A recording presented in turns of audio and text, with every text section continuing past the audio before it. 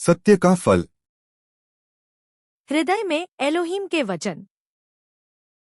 जीवन जीने का तरीका। प्रकाशित वाक्य 4:03।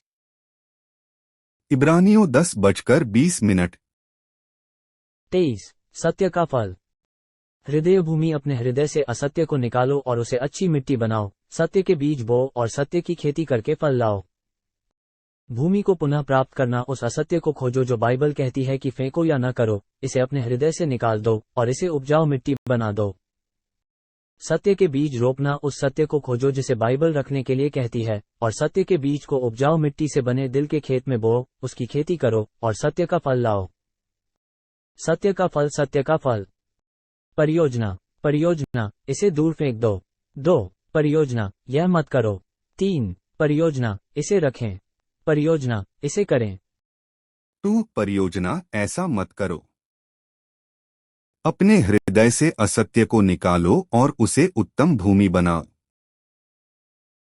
जीवन जीने का तरीका। प्रकाशित वाक्य 4:03। इब्रानियों 10:20।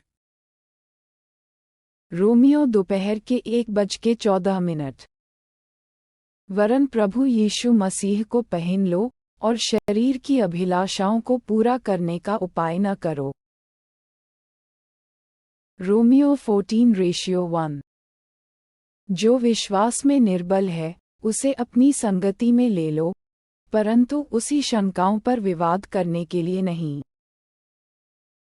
रोमियो 14:3। और खानेवाला न खाने वाले को तुच्छ न जाने, और न खाने वाला खाने वाले पर दोष न लगाए, क्योंकि परमेश्वर ने उसे ग्रहण किया है। रोमियो दोपहर के 2:13। सो आगे को हम एक दूसरे पर दोष न लगाएं, पर तुम यही ठान लो कि कोई अपने भाई के सामने ठेस या ठोकर खाने का कारण न रखे। रोमियो दोपहर के 2:15। यदि तेरा भाई तेरे भोजन के कारण उदास होता है, तो फिर तू प्रेम की रीति से नहीं चलता, जिसके लिए मसीह मरा, उसको तू अपने भोजन के द्वारा नाश न कर। रोमियो दोपहर के 2:20। भोजन के लिए परमेश्वर का काम न बिगाड़। सब कुछ शुद्ध तो है, परंतु उस मनुष्य के लिए बुरा है जिसको उसके भोजन करने से ठोकर लगती है। 1 कुरिन्थियों 3:18। कोई अपने आप को धोखा न दे। यदि तुम में से कोई इस संसार में अपने आप को ज्ञानी समझे, तो मूर्ख बने कि ज्ञानी हो जाए। 1 कुरिन्थियों 3:21। इसलिए मनुष्यों पर कोई घमंड न करे, क्योंकि सब कुछ तुम्हारा है। 1 कुरिन्थियों 4:5। सो जब तक प्रभु न आए, समय से पहले किसी बात का न्याय न करो, वही तो अंधकार की छिपी बातें ज्योति में दिखाएगा और मनों की मतियों को प्रकट करेगा। तब परमेश्वर की ओर से हर एक की प्रशंसा होगी।